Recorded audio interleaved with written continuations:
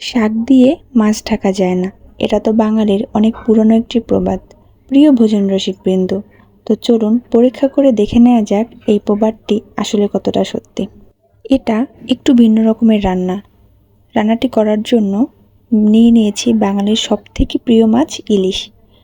তো ইলিশ মাছটা ভালোভাবে কেটে ধুয়ে পরিষ্কার করে নেওয়ার পরে এতে পরিমাণ মতো দিয়ে দিচ্ছি হলুদের গুঁড়া, কাঁচা লঙ্কা বাটা, সর্ষে বাটা, পরিমাণ মতো লবণ এবং ঝালের জন্য মরিচের গুঁড়া, আর দিয়ে দিচ্ছি অল্প পরিমাণে সর্ষের তেল।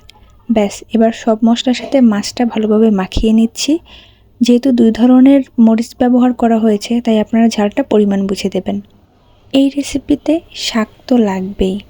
এখানে নিয়েছি কলমি শাক। ডাঁটাসহ শাকগুলো কেটে ধুয়ে নিয়েছি। জল ঝরিয়ে নেওয়ার পরে সর্ষের তেল গরম করে কেটে রাখা শাক ও অল্প পরিমাণে লবণ দিয়ে 1 মিনিটের মতো শাকটা নেড়েচেড়ে ভেজে নেব।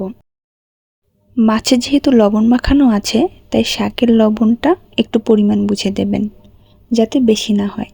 তো এবারে মাখানো যে মাছ আছে সেটা সারি সারি করে শাকের উপরে সাজিয়ে দিচ্ছি, আর মাখানো মাছের যে গ্রেভিটা আছে সেটাও এর মধ্যে দিয়ে দিচ্ছি।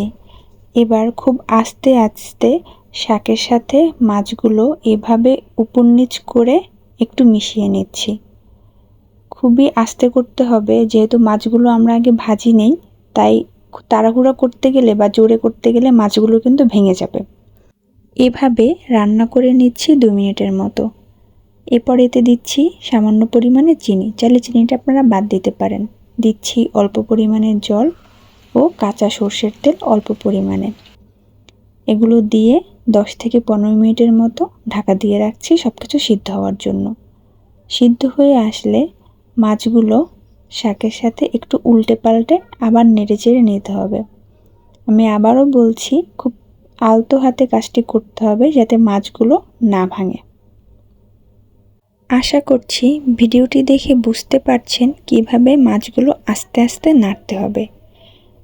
এর পর্যায়ে এতে দিয়ে দেওয়া হচ্ছে চালের গুঁড়ো। চালের গুঁড়ো দেওয়ার কারণ হলো এতে মাছের যে ঝোলটা আছে সেটা গাঢ় হয়ে আসবে। আবারও একটু নেড়ে চালের গুঁড়োর সাথে মাছগুলো মিশিয়ে নিচ্ছি।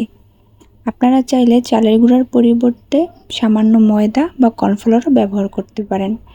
এই পর্যায়ে ঝোলটা সামান্য শুকানোর জন্য চুলার আঁচ বাড়িয়ে দিয়েছি। ব্যাস, ঝোল শুকিয়ে আসলে এবং মাখা মাখা হয়ে গেলে চুলা থেকে নামিয়ে ফেলতে হবে। প্রবাদ বাক্যটি সঠিক, শাক দিয়ে আসলেই মাছ ঢাকা যায় না। তবে শাক দিয়ে মাছ ঢাকা না গেলেও এই পদ খেয়ে আপনি মুগ্ধ হতে বাধ্য। ইলিশ মাছ ও কলমি শাকের এই রেসিপিটা কিন্তু আমার অনেক পছন্দের। যখন খাই তখন প্রতিবার মুগ্ধ হয়ে বলি সেই স্বাদ।